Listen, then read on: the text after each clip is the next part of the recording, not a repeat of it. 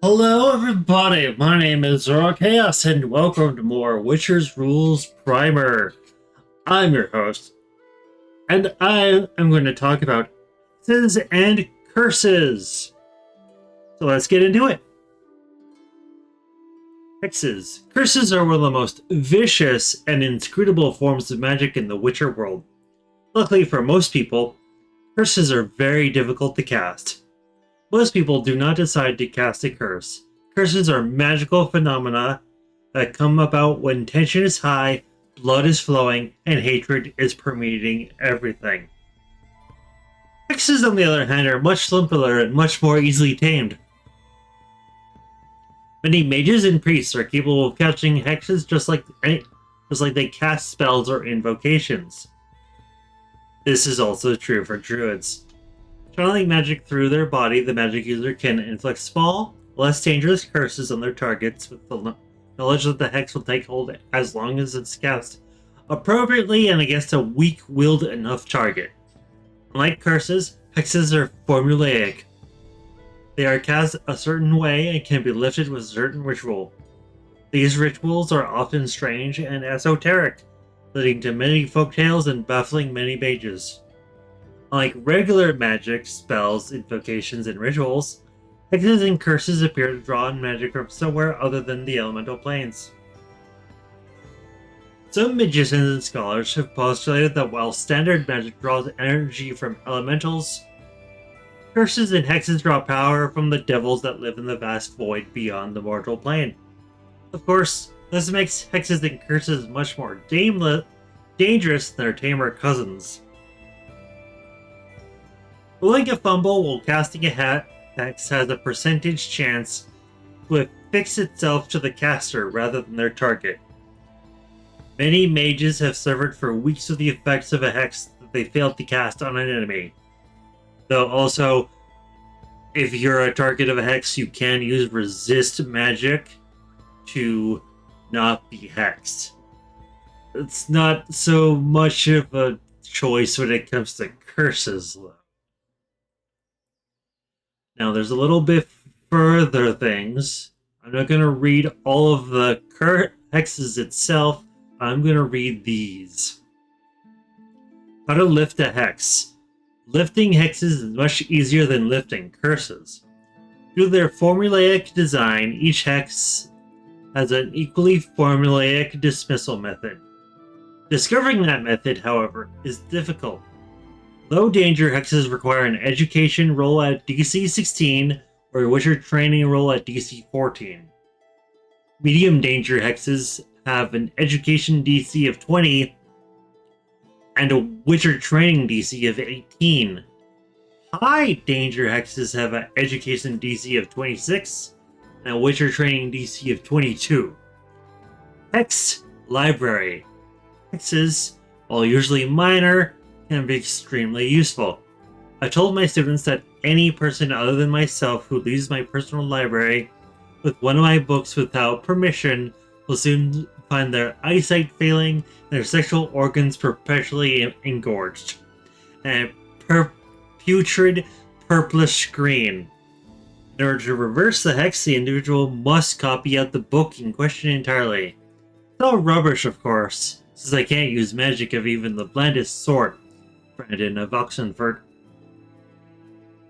And that's another rule set entirely. So now we will go towards curses on page 230. Lycanthropes. If you want, you could let your player play themselves while they are in werewolf form. As long as they can adhere to the understanding that they are not in their right mind, it just allows the player to most accurately act on their character's worst impulses, but they must be able to keep their vicious nature in mind. Being a lycanthrope is a curse, not a benefit. Okay, so this actually tells you that if a player of mine is cursed with lycanthropy, I can let them play as a werewolf or whatever else, as long as they keep the vicious part in mind. That's always important. Curses are a plot device. There are very few known and written hexes like the Nightmare, the Devil's Luck, or the Hex of Shadows. Curses, on the other hand, whether in The Witcher books or video games, are plot devices. You should generally only use curses in the TRPG either to drive the plot or to get hooks into your players. Curses are too powerful to just throw out randomly. Making curses. When making a curse, just use your imagination. Curses can do everything from transmuting people to animating entire mansions. If you need some ideas or a pre-made curse, check out the tables below. Remember though, a curse should never be random.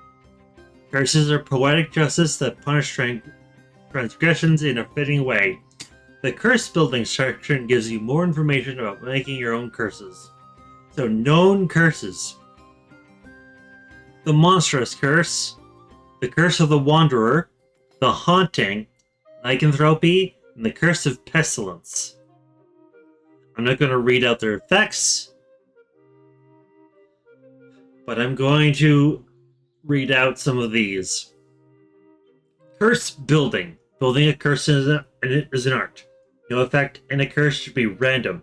You should be able to trace everything back to the reason the curse was cast. If you need help making a good curse, here are a few suggestions of what you could bring to bear for certain actions or inactions. Depending on the severity of the curse, you could also stack a number of curse effects on top of each other. A curse should never feel too unfair though. There should be some hope. So violence, betrayal, and inaction all have certain things. So curses are tied to violence, to betrayal, and inaction, because inaction can cause someone to die or not get the help they need. Betrayal is also another good reason why a curse was cast, and violence, why you always curse someone who committed violence, don't you? If you haven't, you probably have not had well, everyone has a reason for cursing something. But in The Witcher, it's a lot more permanent when you curse someone. Karma has consequences. Lifting curses. Curses are punishments, so they're hard to get rid of. There are few curses that you can lift without some pain on somebody's end. Once again, steps to break a curse should be related to the cause of the curse. You could use the penance table to get a concept of what level of penance needs to be paid. Cursed places. For cursed places, penance should be different. If the curse is tied to a person, the penance table is fine, but if the curse is specifically on the place, the penance usually means ending the suffering of spirits around the cursed place, or perhaps returning something to the place. Just like in The Witcher 3, where there's a place that is cursed, someone who takes things from it becomes a pig, and so you have to return the thing to the place, and everyone stops being a pig. Or other certain things. Penance and suffering. No two curses are lifted the same way. 3 people afflicted with lycanthropy may find 3 entirely separate ways to lift their curses. When someone gets cursed in your game, take a moment to figure out how they're going to undo the curse. You don't have to tell them, but you should know, just in case they stumble upon it. Based on the severity of a curse, here are a few suggestions how curses can end. I'm going to read these out from low to high. Low intensity curses are small time and don't threaten the life of the cursed. Lifting these curses requires smaller things such as the forgiveness of the person who cursed them, giving away all their money, or burning their most prized possession under the full moon. Medium intensity curses are dangerous and powerful webs of magic that threaten the cursed life. Lifting these curses require real suffering. The cursed must renounce a loved one, nearly die, or spend years in isolation and misery. High-intensity curses are tremendously dangerous and luckily very rare. These curses require intense suffering. To lift these curses, the cursed must sacrifice a beloved companion or lose literally everything. And that's essentially it. So thank you very much for watching. This is my video on Hexes and Curses. I hope you enjoyed your stay. Next time I will probably make another video, possibly on encumbrance. I did promise that on Reddit, but we'll see. Ta-ta and cheers, and I hope you enjoyed this session of Witcher Rules Primer. Bye-bye!